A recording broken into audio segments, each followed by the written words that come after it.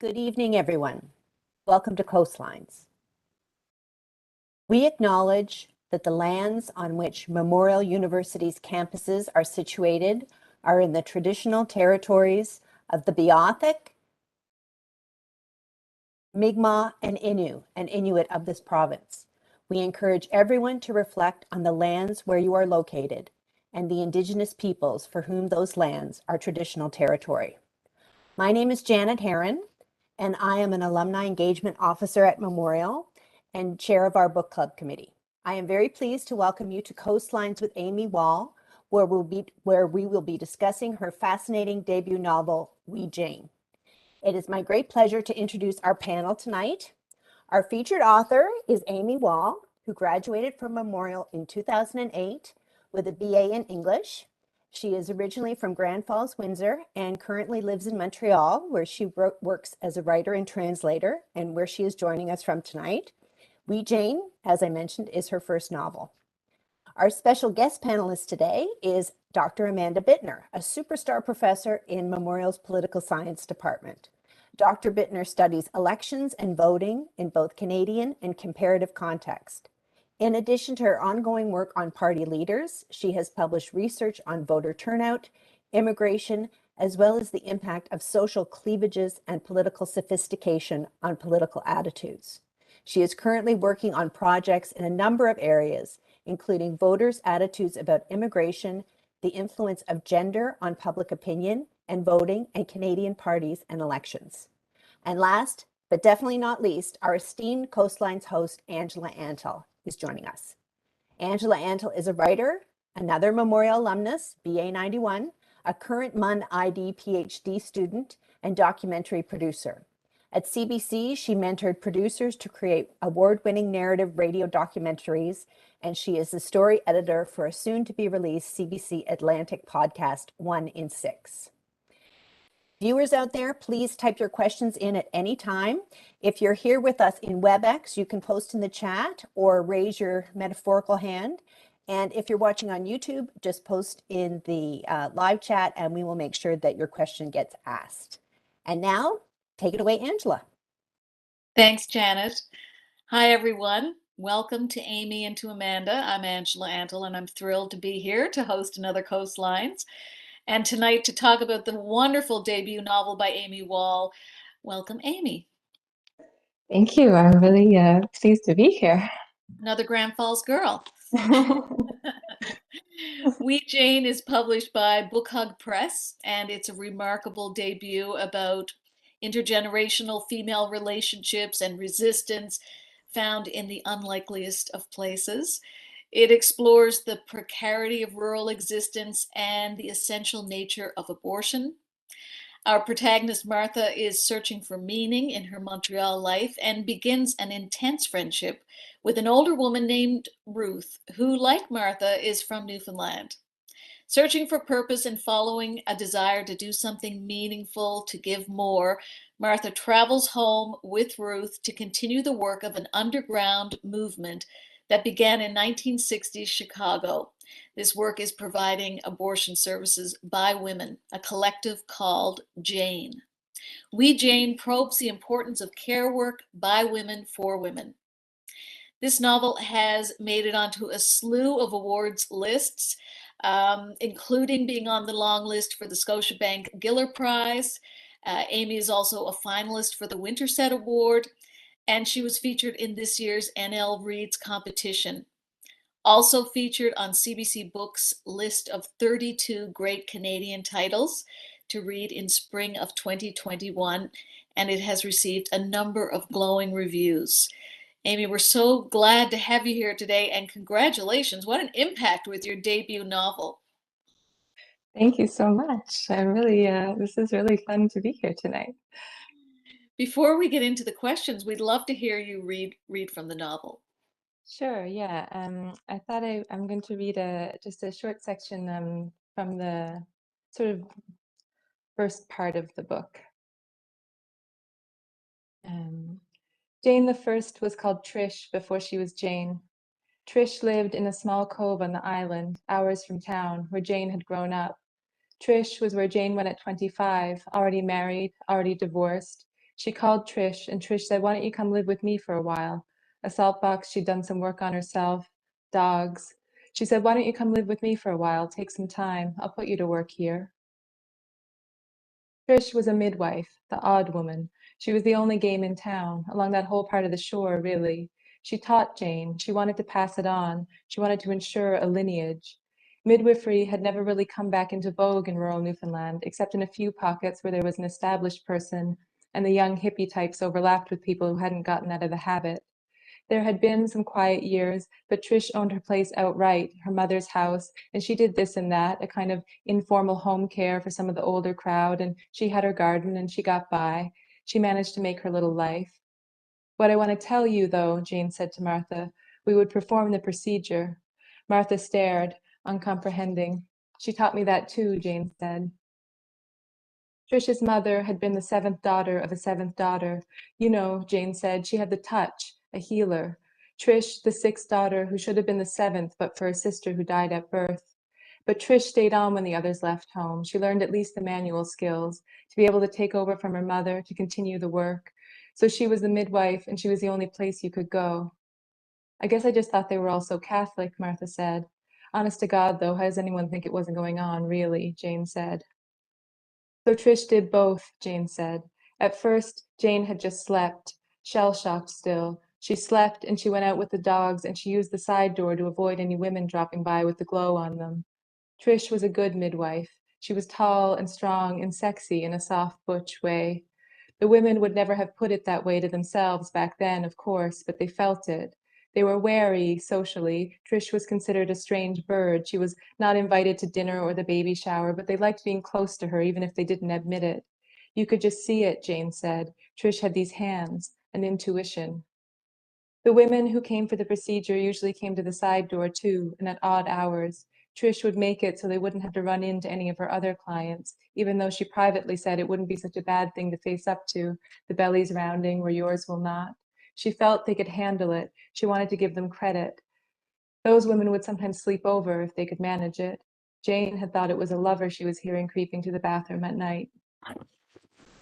Trish gave Jane a month and then said, "Okay, enough now, time to get up." Even then, Trish was alert to the possibility that all her work would be for naught.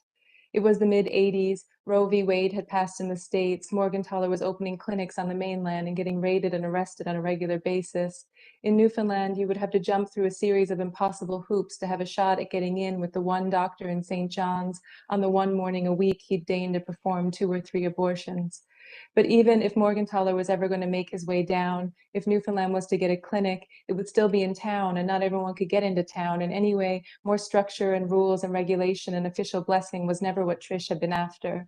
She wanted a living matriarchal line of knowledge to be handed down and down and down, over and over and over, to pass down the control but never hand it over. She wanted us to own it, Jane said. Trish was for the long game. There was always going to be someone with no ride into town, no money. Trish never had much truck with the women's groups and the activists. They were in town and up on the mainland. They were not recognizable. They wanted to articulate clear goals, work from within the system. They talked about incremental change. But Trish wanted to burn it all down, Martha said. "I like this," she said, her voice quickening. "No," Jane said. "I did," Jane said. "I would try to rile her up, get her going, but Trish just wanted a side road. She was focused on the there and then, the town. A practical woman, pragmatic. Romantic, too, though. Her whole matriarchal tradition thing is totally romantic, of course." Jane's voice, indulgent. "Did she ever get caught?" Martha said. "No, there was no catching about it," Jane said. "She was known. She was the odd woman, you know, that was still, back then. She had the herb garden. She had all these salves and charms and tinctures her mother taught her. She was a bit different. Those Bay midwives were always these sturdy, no bullshit ladies. There was no mystical moon goddess shit about it. And I suppose they knew she was gay, even though no one ever dared say it. They just gave her a wide berth." Jane stayed for 3 years. "I feel a little bit in love with her," Martha said, "or it's an allure. Were you?" Trish was never going to have a wife, Jane said, and she wasn't real into entertaining other people's curiosities. Jane said, "What Trish believes and what I believe is important is that we have the knowledge in our hands, that we don't let it pass away from us. She said, God only knows when the next man will get it into his head to start dismantling the system and the laws as they stand now. Or, okay, what about those pills? What if it becomes all about the pills and then one day the pills can't get in? I mean, Jesus, they've got about a week on the island before the fresh food runs out the day the boats can't get in. You think that's not going to get worse? We need to have the skill. We need to have some control of it.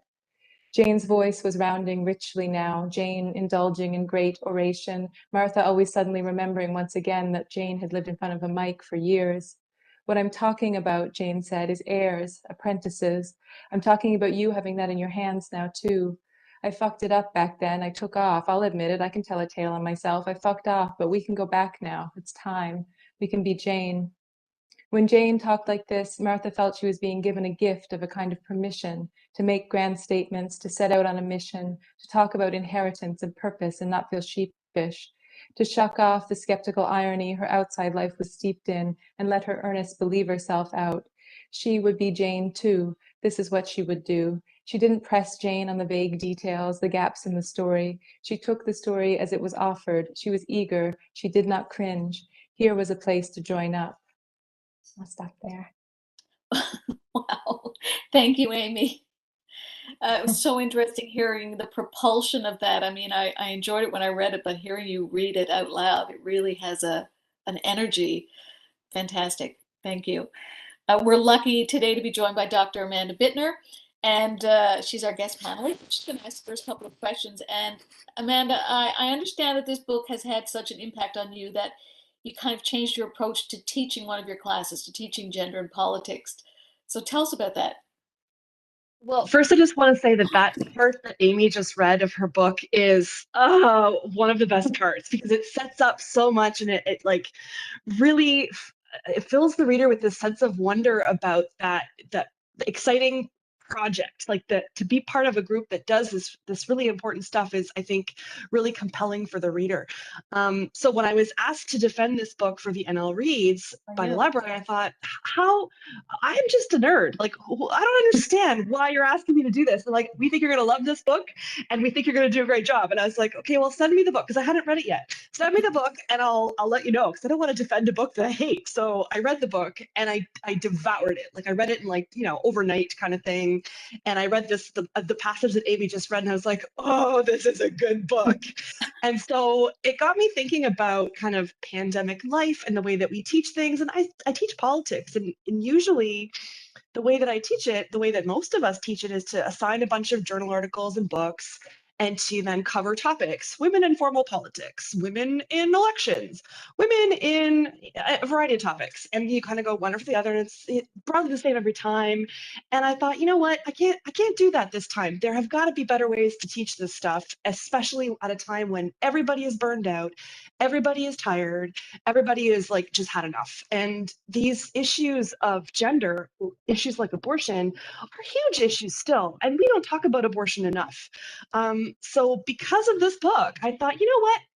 I'm going to assign only fiction as a politics prompt. This is it's a little bit scary, yeah. And so every class I go in there, I'm like, well, I don't know what I'm doing because I don't digest literature in this way. But we're going to learn some stuff today. And so we talk about these issues. And, even today as an example, we had this conversation about what it's like to be a woman in a sea of men and how that feels. And this came out of a book that we had been reading for our class. So I think that there's ways that we can learn from literature, and this book is a great example of what we can learn about the history of abortion politics, about the challenges of living on an island, not having access to all sorts of stuff, including food, as Aimee just noted. And so this book is a vehicle for so much. And I'm so thrilled to have had the chance to read it and to actually get to like chat with the author. I feel really cool. So all around, this is a major win for me. A little bit scary and intimidating, but a huge win. So let me ask you my first question, which it's this book it's about abortion, right? And I wanted to ask you, Aimee, like, why abortion? So is this book about abortion, or is this book about something else where abortion is a vehicle for another theme that you wanted to explore? I love this book. I'm so glad to be able to chat with you about some of these questions that I have. Well, thank you so much for the question and for all of all of this. It's really wonderful to get to be in conversation with you like this. To answer the question, it's kind of both. Like I definitely started by wanting to write about abortion, like really kind of specifically. I felt a little bit like kind of frustrated with the way I was seeing it depicted in novels still. Like I still felt like it was either like a grim historical drama or like dystopian near future, you know, where all reproductive rights are are gone. And I always sort of felt like, you know, you don't have to look so far to find conflict actually about access. We can still have that conversation about things as they are right now. And then the other side of it was that along with that, I wanted to see a story. I wanted to write a story in which like the plot didn't turn on the abortion. I didn't want that to be like the journey to access it or the journey to have the decision. Like I wanted it to be like a thread in a life. So you know there are abortions in the book, but they are not what the plot turns on. And then you know I was with this like really taken with the story of the Jane Collective, and that felt like such a like a rich place to start. Like what if Jane but now basically is kind of where I started as a jumping off point. But then you know I get into writing it, and absolutely it became a vehicle to explore other themes too. You know, like I knew I was interested in writing about Newfoundland. um, I was interested in writing like a coming home story. So this became a way that I could bring them home, and I could explore these other ideas too that I was interested in. So yeah, it kind of let me do that at the same time. We just had a comment from Aimee Lyon, who is a MUN alumna who currently lives in Ohio, and says, "Thank you for choosing this book and subject. I live in Ohio, where in November 2021 a bill was introduced that would criminalize all abortion and even miscarriage." Yeah, I mean, this is not an old issue. This is very Mm. contemporary, topical, and we're seeing all kinds of legislation taking place right now, and discussion of legislation that brings us back so far. And you know, thankfully, so far here in Canada, we haven't had these kinds of conversations. But I mean, anything's possible, I think. I mean, just thinking about access alone, though, is a challenging one, right? Because it's not that easy to get an abortion if you have to travel, right? So yeah, it's not illegal, but it's not that easy either. And yeah, my next question actually is about, so switching a little bit from abortion somewhat to talking a little bit about the relationships between women in this story. So you talk about I'm wondering if you could talk about the complicated nature of some of their relationships. So you read to us a bit about sort of Trish and Martha, hearing a little bit from Jane about the different stories. And I'm curious if you could talk about the role of vulnerability and strength that we see in the women in this story, and in that kind of collective project. Mhm. Yeah, for sure. Like the relationships between the women is kind of one of the elements that I really thought about the most. Like you know, I felt like I was sort of like living with these people in my head for a long time, and thinking a lot about the relations between them. You know, like I wanted to show their relationships in this attempt at a collective in a really like particular light, where it wasn't going to be like a perfect sisterhood, you know, but it also wasn't going to be like a caricature of like catty women fighting with each other, you know. They're imperfect and they don't all get along with each other, and that's just how it is. Like they still get on with it. That's kind of what I wanted to achieve, you know. So like with Martha and Ruth, for example, there's the element of their relationship where Martha has Ruth on a pedestal, you know. She's like kind of looking for someone to emulate, she's looking for someone to follow. She admires what she sees as Ruth's kind of toughness, you know. And then, you know, she has to inevitably like forgive Ruth for being like just a person who has weaknesses and who's a little bit flaky sometimes and a little bit self-absorbed, you know. They're like that's part of the journey of their relationship. And then, you know, with the slightly older characters, like with Trish and Treese, like I really wanted that mix of softness and kind of toughness, this kind of like sturdiness I felt very familiar with. Like I felt like I had grown up around people who showed me that, you know, like the idea of Treese as this, you know, this, like she's a grandmother, you know, she makes cooked dinner on Sundays, but she doesn't like flinch at this because she's doing what needs to be done. It's kind of all like caretaking. So yeah, you know, like the web of these relationships. I read actually, well, I had read it before, and then I reread it when I was working the book. There's this great book by Alice Eccles. It's about the radical feminist movement in the 70s in mostly in New York. It's called Daring to be Bad. And she does this really great job of kind of showing how, like, yes, you know, there was a lot of friction and disagreements and like splintering in that movement, as there would be in any movement. But, you know, maybe because it's women, people are kind of more apt to characterize it, like the infighting, in a different way. And, you know, like, I think this is like an idea that I kind of like cribbed from something David Graeber wrote about, I think, Occupy Wall Street. But like the idea that like just because a movement fails, or just because a movement falls apart or splinters, it doesn't mean it failed. You know, like it maybe like the movement of a movement is like a thrust and not a steady, sustained pace. You know, like these things were never meant to continue on in this way forever. So it's not the end of the world if people don't get along, you know? And like that's kind of how life works too, you know, you don't get along with people, but you get the job done. And there's kind of an optimism to me in that, you know, that like we're going to do it anyway. So yeah, like this is kind of, these are all the things I was thinking about basically, and kind of like mapping out these relationships.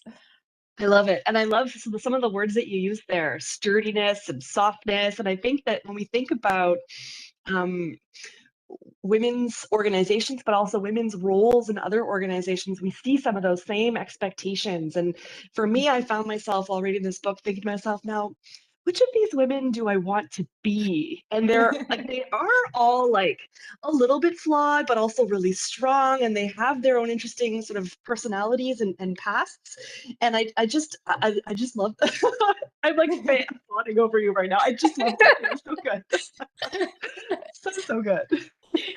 Well, you fangirl over there now, Amanda. I'm going to ask a question. When did you first hear about the Jane Network, or was it something that you always knew about, Aimee?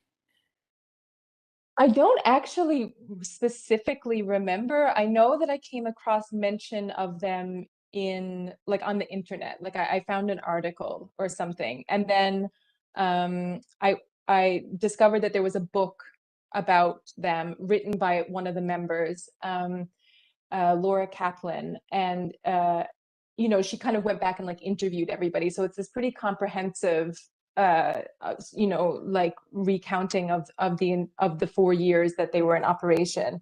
And you know, I was like totally fascinated by it. You know, I mean, it's an amazing story, but also, you know, it was really aesthetically pleasing to me too, the idea of this like multitudinous Jane. You know, like when I first started writing the book, I had this idea that I was going to write parts of it in the first person plural, you know, which didn't like fully pan out in the end. But yeah, like it just felt really like there was so much there, you know. So I was, yeah, I don't remember the exact moment, but it became like kind of an obsession for a little bit. There wasn't a lot out there about them at the time. In the years since, there's been like a documentary and there's been more attention paid, but at the time it was kind of hard to find information. Yeah. Which added to the allure, I'm sure. Yeah, for sure. Yeah, absolutely. One more question before I go back to Amanda, and I want to remind listeners and viewers to please ask a question in the chat. We'd love to ask it to Aimee for you. At the risk of sounding like Eleanor Wachtel, what was your mother like? No. Did you grow up in a feminist household?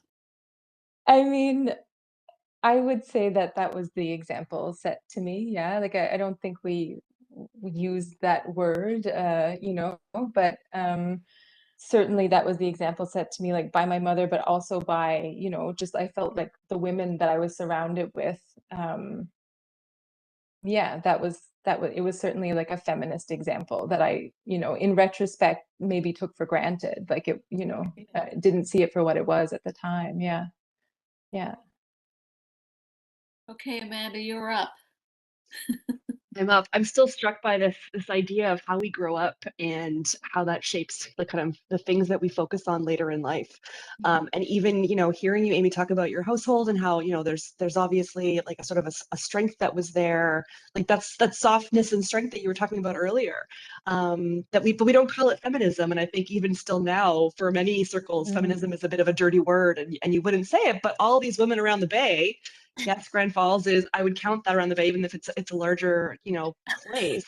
That's no water. Sort of. I'm from Toronto. I can say what I want about the Bay. But I think that there is an expectation too that around the Bay, you know how to do all kinds of stuff, right? Like you get stuff done and you have to, right? So the community building, working together, all that kind of stuff. I don't think we always put a label on these activities, but they're there. So I'm wondering, so going from that and thinking about, you growing up and thinking about kind of your focus on this particular issue and this particular collective, I'm wondering if you can talk a little bit, or maybe this is kind of an unfair kind of academic-y question because I'm asking you to teach us something, but like, can you talk a little bit about the history of abortion politics in our province a little bit? Like women's reproductive health in general is a challenge in many places. What about, what is specific to Newfoundland and Labrador that you felt needed highlighting or that you still think needs highlighting? Yeah, I mean, I will begin with the caveat that like I'm by no means an expert on this, but I did do some reading and some research on the situation in Canada more broadly at the time, over the span of years that I was kind of thinking about, and then more specifically in Newfoundland, and I think um, thing about the history of reproductive rights and abortion access in Canada is that it's not a tidy story in the same way that the states, they have this like marquee case that they can point to Roe v. Wade. It really happened in increments in Canada. So like when I had this like timeline on my wall when I was writing about like when events happened so that I could kind of like place these women in history at a certain point. And yeah, like in the section that I read, like I mentioned that like, by the mid 80s, I think starting in like 69, abortion is legal in Canada in really particular circumstances. The pregnant person or the baby has to be in danger. You have to go plead your case before a panel of doctors at the hospital. And I mean, you can imagine exactly where that goes, like who is taken seriously, who is made an exception for, like all kinds of questions about class and race and urban versus rural come into that immediately. And so, yeah, like at the time I had read that, when this was the case with the panel, there was one doctor in St. John's at the Health Sciences who like did 3 abortions on Tuesday morning, and that was it for the entire province. So basically it didn't exist. It existed for a privileged few. And, it's like the late 80s, it's 1988 by the time the Supreme Court decision that decriminalizes abortion happens, like the Morgentaler case. And Henry Morgentaler came to Newfoundland in 1990 to open the clinic. And, there was like a huge protest. There's actually, there's a great biography of him that's kind of, it's really sharp, like it's critical, it's not like hagiographic. And there's a great like full section in it about that protest. Um, I believe about Noreen Goffman like pulling him out of the fray because he was kind of a small man and he got kind of engulfed. Anyway, so it was obviously it was controversial, the opening of this clinic. But again, it's one clinic in St. John's that is not accessible, like, so I think there's this sort of complacency, especially for someone like my age. I was 2 years old in 1988. Like, I don't remember any of this. And so you would think that things became legal and then it just existed, but it's really not the case, and continues to not be the case. I mean, that the clinic in St. John's is no longer, it's run by other people now, but that's still the only clinic on the island. I think that they travel sometimes and do clinics elsewhere, but again, I mean, this is not access, and even with that, there's people who just fall through the cracks. If you're an international student and it's summer and you don't have MCP coverage, like paying out of pocket could be a month's rent. This is like, it's prohibitive. So yeah, I mean, the thing I was thinking like and kind of watching with interest during the pandemic when all of a sudden we all got really into like I don't know what they call it, like telehealth, or you know, things where you consult a doctor on the phone, or all of these kind of ways to access care remotely. um because you know, like the medical abortion, like the where you the pills, like that seemed to have never really taken off in Canada in the same way that it has in Europe. It's very established in Europe compared to here.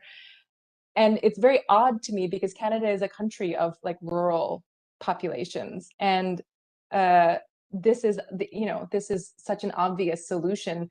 But basically, it comes back to the fact that even surgical abortion, like this is not a complicated procedure. This does not require expensive equipment or specialists. It's like, is reproductive health care prioritized?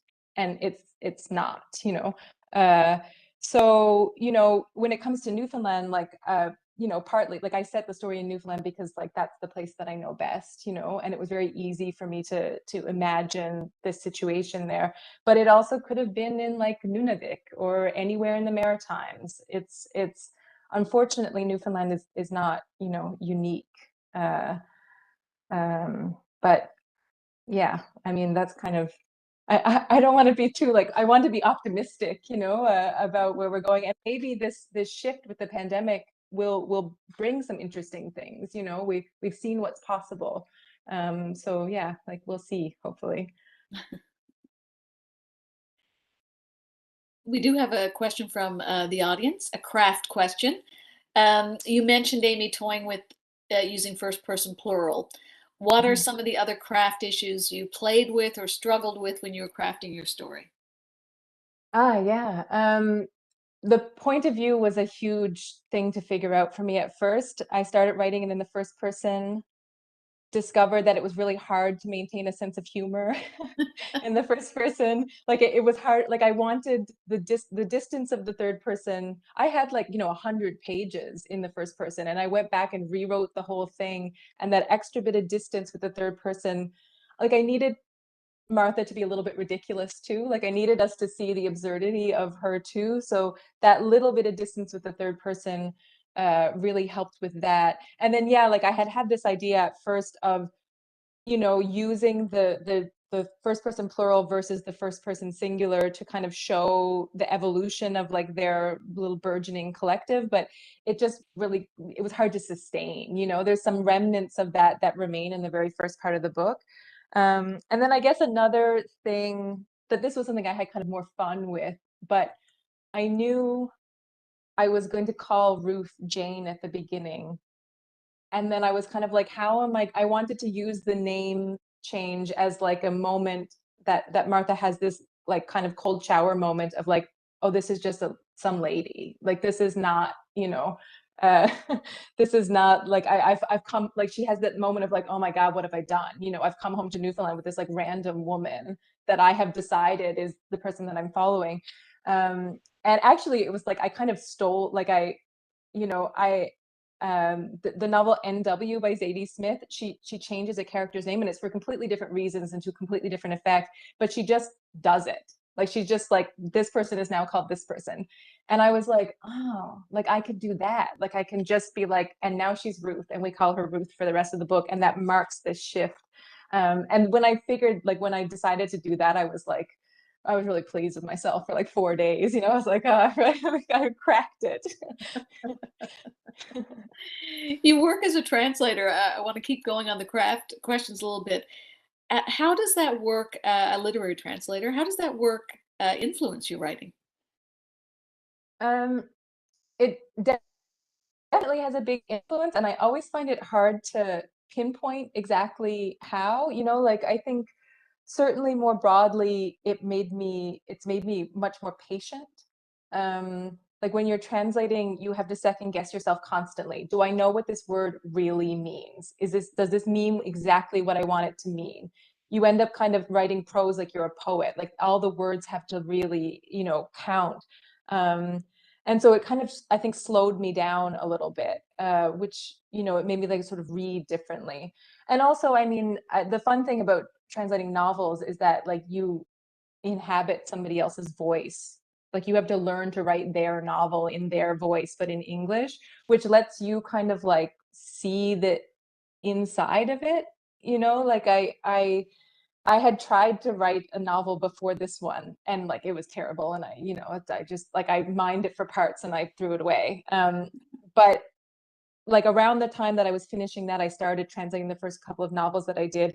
And you sort of really get to see how it works, like how it's put together, because you spend so much time inside of another structure. So I definitely like learned a lot from that. And also, like you have to stretch some different muscles, like writing in a tone that I would never use myself, but maybe you kind of pull some things from that along the way. So it's generally kind of like a pretty nourishing like practice to my own writing, for sure. Yeah. Yeah, I bet. And has it changed, do you think, how you approach translation since you've written a novel? Oh, I hadn't thought about that.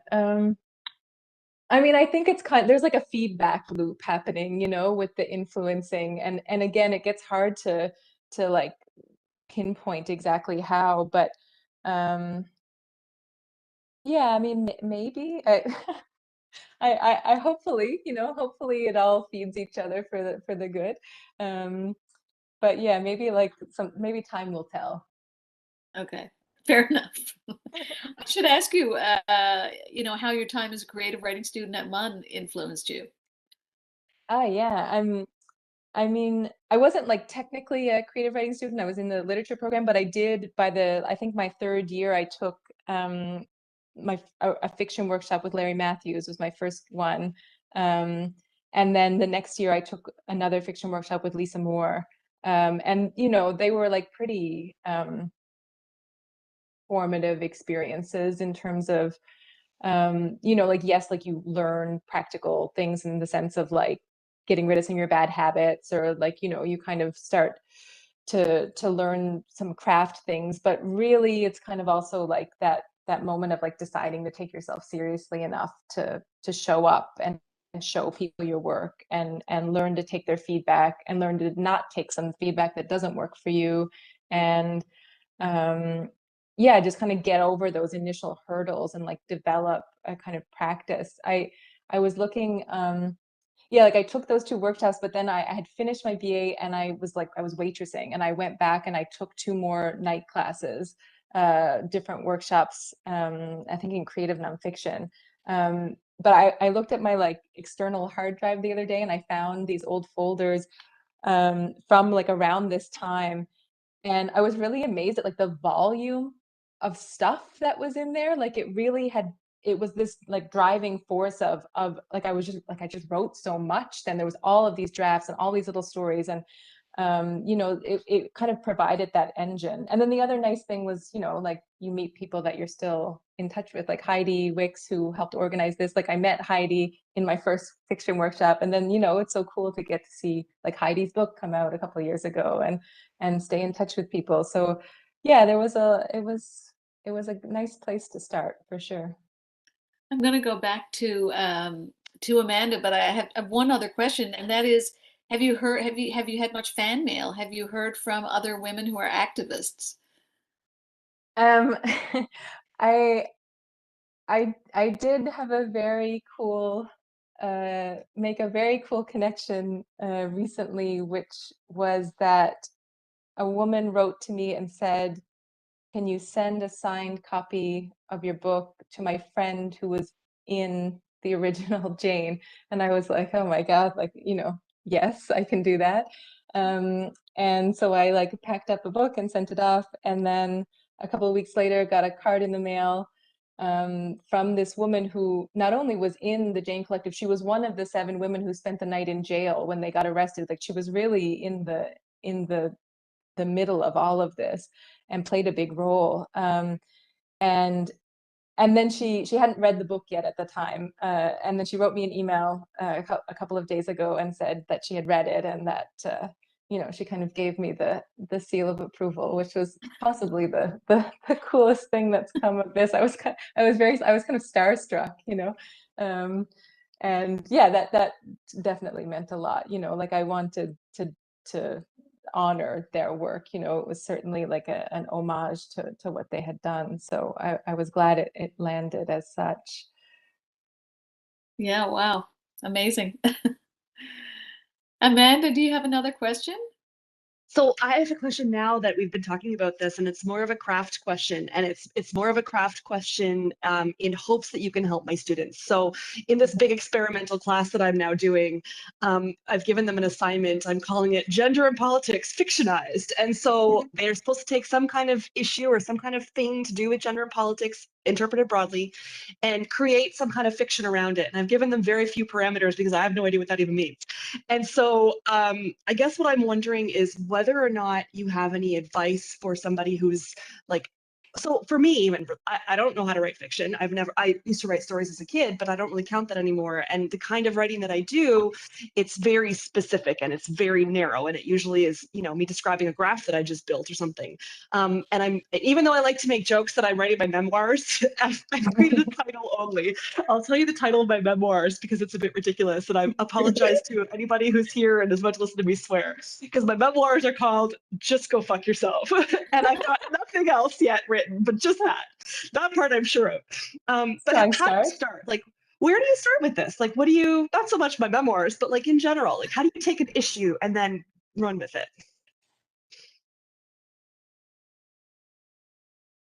That's a hard question. I am a big I do, like my friend Charlie used to call it the puked out version. Like I do like a brain dump kind of, you know. And that could be anything from like sketches to this for the story, but also like I did a lot of research for this and I took notes longhand. And I'm kind of doing all of this at the same time. So, you know, like I have a box behind me because I was looking at it earlier today of like legal pads that are really mixed of drafts of scenes for the book, but also the research, and like kind of just let that all, like it's a very messy process, but I really start there, and it's only later that I start thinking about the structure and like how the story can achieve, you know, how I can use a story to make a point or talk about an idea. And it's, you know, it's hard, I think, when you start from the place of like I have this idea or I want to make this point, because you also don't want to be like didactic, you know, like I mean some people can do that and get away with it and it's great, and other times you feel like like I don't need like a moral fable, you know, like it's a fine line to walk. But you know, at the same time, like I you know, like a few years ago, like I was very into these like new narrative writers who just kind of like in the middle of the novel like break off into some essay, like they really like dispensed with the idea of using the fiction, like using moving characters around to make their political point, like they just kind of put it in the book. And that was really thrilling for me, of like, oh, you can just say this, like you don't have to couch it in all of this stuff. So there's just like I think feeling free to play is it's hard to give yourself that freedom, even when you're like alone. You can just still feel kind of like embarrassed, like you kind of put stuff down on the page, you're like, oh my god. But my kind of like favorite general writing advice that I've ever heard is from the American writer Alexander Chee, and it's something like, I think he said it in an interview, it's something to the effect of like, you know, that he thinks that like sometimes in order to be a good writer you have to be a little bit willing to be in bad taste. Like you have to like not worry so much from the start of like, is this, you know, like I don't want to be sentimental or I don't want to be preachy. Like what if you just went there and then you step back and look and see what you can use, you know. There's like you kind of you know, you don't want to like silence yourself before you get going. I don't really know if any of that's very like useful and for the the assignments specifically, but No, that's great. That makes a lot of yeah. sense. In the sense of, I think what you're talking about is like bravery, right? You're just saying, just do it Yeah. and then fix it Yeah. later, even if it's Yeah. garbage. Which Kind of your give book is yourself not garbage. permission. So I'm curious about what the first draft looked like, because we've got this book that's beautiful, and I can imagine that the journey is challenging. I mean, it's definitely like it was definitely like a fits and starts situation. You know, like I had about 80 pages for like 2 years and I couldn't get past the 80 pages. and then the last like I went to like Maine by myself for 2 weeks, and I didn't talk to anybody, and I wrote like the last 100 pages of the book, and some of that stuff is like unchanged from that first draft, but you know, that was after like carrying it around in my head for years, and you know, it really doesn't happen at like a steady pace at all, or at least for me. Yeah. Amazing. Heidi has commented from YouTube and said, pleased to reconnect with you, Aimee, some 17 years after that workshop with Lisa. Your book is brilliant. Oh, 17 years. Oh my God. That's what she That was a says. long time Can't be ago. right. Maybe she meant 7 years. And Diana, who's one of the listeners, said, "I've been scolded for calling my first manuscript a puke draft. I've been told that every first draft is just that, a draft, imperfect in 1,000 ways, but the place one begins to tell the story. So own that. Don't diminish the work with such a pejorative term." Oh, I won't yeah, tell Diana fair what I point. call the first draft. Maybe now's a good time to ask you about to give you to your local literary picks, to Oh give yeah, some sure. literary love to some of your favorite Newfoundland and Labrador books. Yeah, okay. It was hard to pick like just like 5 books. So I will be like you know, I will say these are like 5, yeah, I guess 5 favorites, but I tried to pick a mix of like things that you know, new and old. Like what's here? The Big Why by Michael Winter. I actually think that's like one of my favorite books, period. Like I kept it on my desk when I was writing this.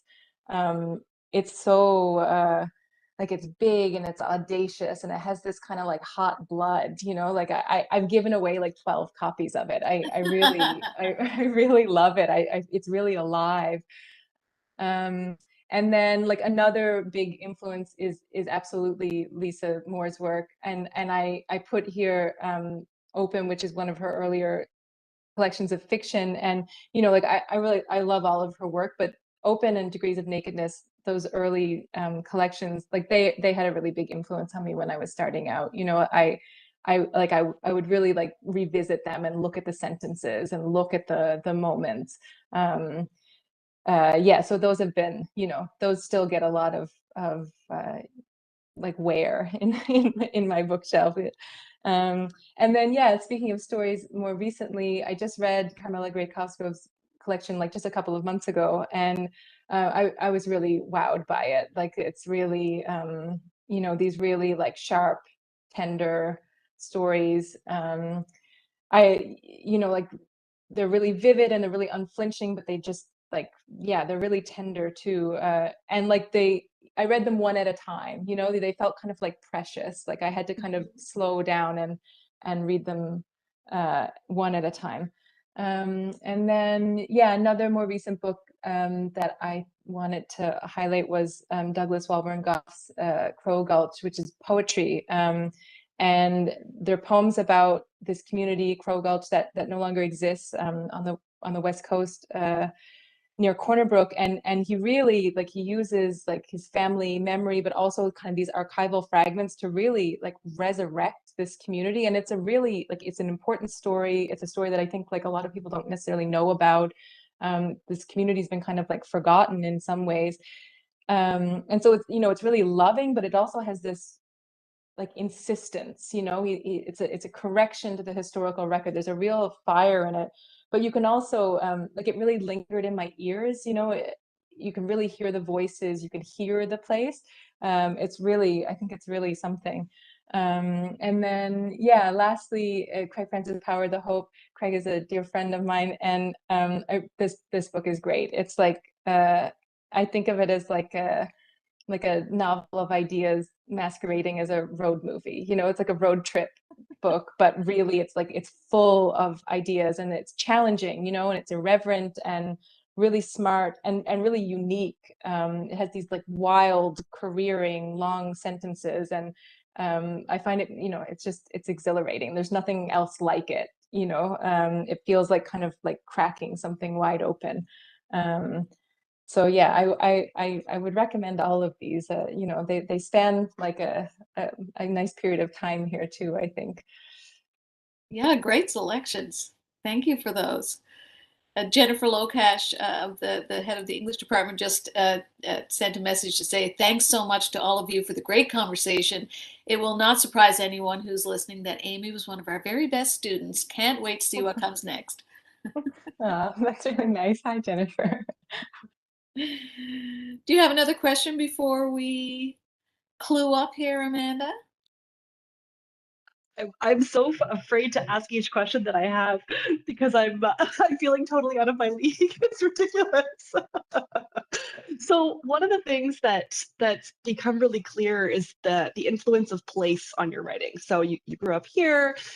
These books that you've recommended are from here by authors who are from here. Your book is based here. I'm wondering, I don't even have a fully formed question yet, but I'm wondering if you can speak to the importance of place in your writing. Yeah, I mean, it's definitely important to me. It's definitely something that like I really think about. Like I can't think about the story separate from the place I'm setting it in, you know, whether it's in Montreal or at home. I kind of, you know, I've been here for 10 years and I still kind of knew that I was going to write about Newfoundland. Like I like 80% of my imagination still lives there, you know. But I also like, I mean, that's always been the kind of work I've been really drawn to too. Like whether it's work from Newfoundland or elsewhere, like I really like things that kind of like teach you how to hear the place. Like, you know, there's a great Gail Scott novel set in Montreal called Heroine, and I feel like it like you read it and it like sharpens your ears. Like you go out and you hear the city differently.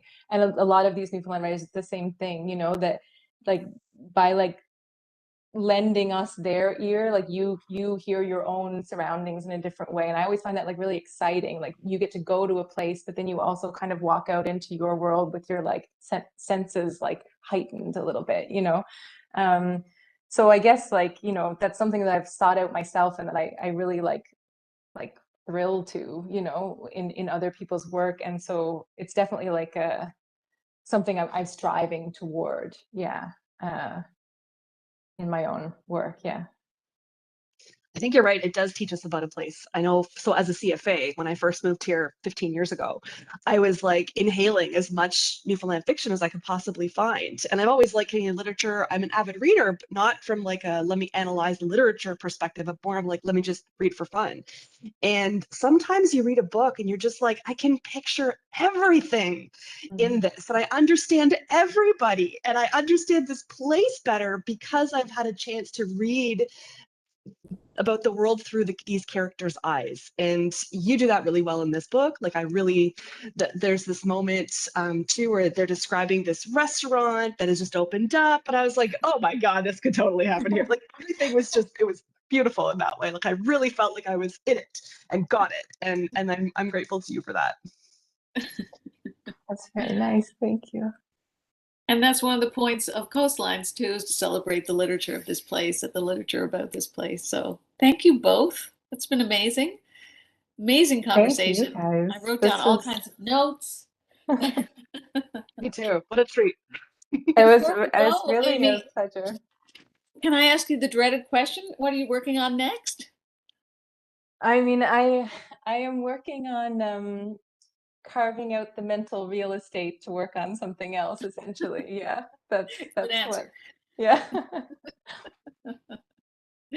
Thank you. It was a real pleasure to chat with you, and good luck with the awards. Thank you. This was really wonderful. And thank you both so much for the generous questions and to the people in the audience who asked. It really, it's a real pleasure, yeah, to chat like this. Diane Carley just sent a message saying, I loved Wee Jane and such an interesting and insightful session. Thank you. Thank you, Amanda. Great questions. Oh, I'm not sure she's still there. I'm still there. My pleasure. Thank you. This was super fun. Really, really fun. All right, so as is our tradition, we always announce the next book before we wrap up the event. And the next Coastlines book is Michelle Porter's Approaching Fire.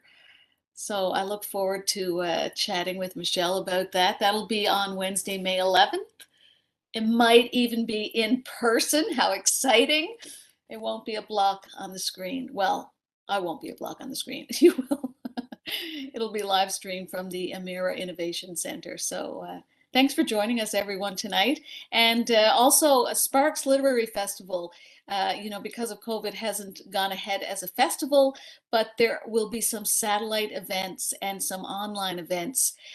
Just go to hss.mun.ca/sparks, and they'll be happening over the next few months. So you won't miss your Sparks this year. And I think this is the part where I get to say thank you and good night. Thanks to the Amira Innovation Exchange and John Duff for running the tech and keeping us all in the little boxes. And thank you to Aimee and Amanda. And can't wait to talk about Michelle Porter. And thanks to Janet and Heidi as well. And thanks for joining us, everyone. Bye-bye.